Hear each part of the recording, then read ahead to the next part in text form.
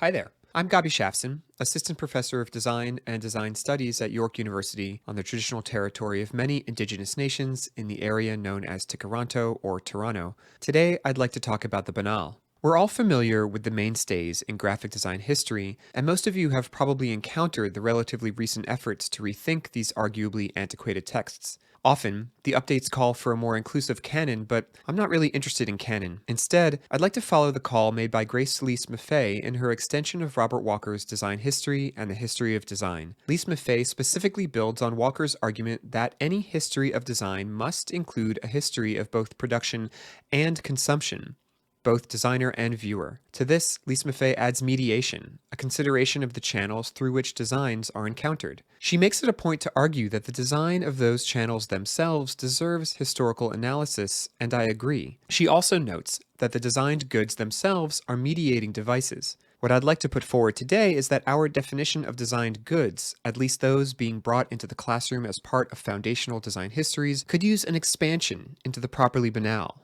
a space where power and privilege often operate in covert ways. I was inspired to consider these sorts of boring spaces critically after seeing a talk by the designer Mushan Zeraviv in 2014 at the Digital Labor Conference in New York. In the talk, titled How Interfaces Demand Obedience, Zeraviv mentions a Palestinian friend of his who was trying to buy an airline ticket on British Airways and couldn't find his passport nationality on the drop-down menu when he went to buy a ticket. He called the company, and of course, the person on the other side of the phone had the same exact drop-down list available. Now, is this a decision made by a designer? Possibly, but also unlikely. I begin my talk with this example because form interfaces are not often a place we look for critical design histories, and yet this particular form embodies an international political crisis decades old. I want my students to understand how a simple drop-down can change a person's life and not let them get on an airplane.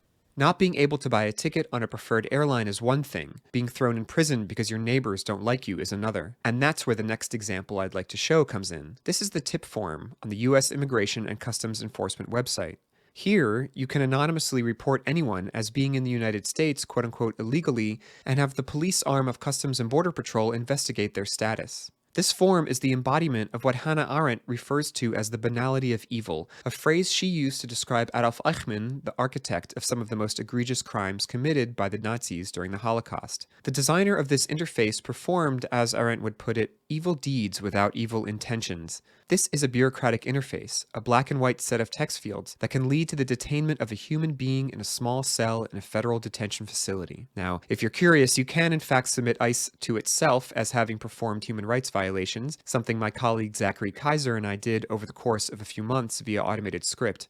I don't think anyone at the agency followed up on our tips, though. Finally, I'd like to point to one more banal interface, one I'm intimately familiar with, not only because it was the subject of my dissertation, but also because of my chronic pain condition. This is the visual analog scale, a 10-centimeter black line with the words no pain and worst pain at each end. A researcher or medical practitioner hands you this and asks you to mark it. There are no graduations, no lines, no dots, no labels along the way. You feel free to answer the question being asked and don't feel pressure to choose a number from 1 to 10. Then the line is taken away from you and the space between the leftmost pole and your mark is measured. If it's 6.7 centimeters, for example, your pain is marked at 6.7 out of 10. If it's 8.9 centimeters, it's an 8.9 out of 10, and so forth. Your freedom is betrayed.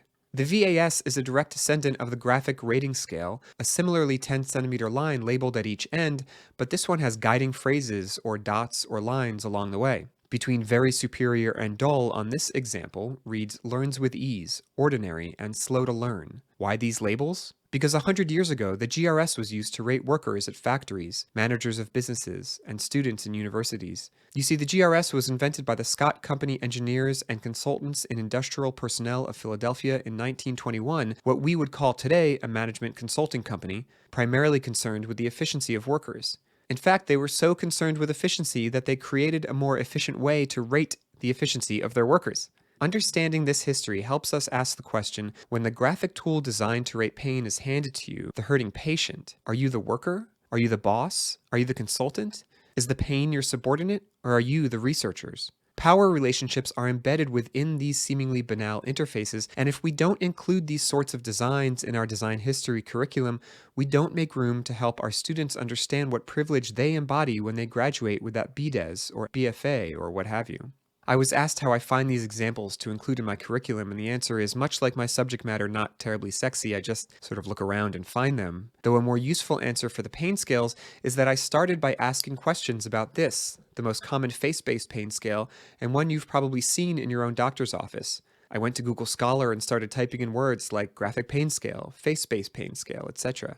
Eventually, I found articles that cited articles that cited articles, and I ended up with a board like this, all the visual analog and graphic rating scales I could find in journal articles from the past 100 years. I'd also be remiss without mentioning the People's Graphic Design Archive, a rapidly growing collection of design artifacts that aren't necessarily listed in a Meggs or a Hollis or even a Drucker. I'm certain most of you know about this, but if not, do check it out. But even the PGDA begs the question, what is a designed artifact? Is a single black line designed? Is a form based on a previously defined template? These are questions for a talk with more time available. If there's one thing I want the undergraduate design students in my classroom to understand, however, it's that the problematics I've raised here are communal. They are systemic and don't lie on a single individual's shoulders. And ultimately, one's primary responsibility is survival. If you're going to learn the tools to reshape the world, you must be able to exist in that world. Break systems down into their component parts and think about how they relate to one another. Look at the boring, look for the banal, but first, survive. Thank you.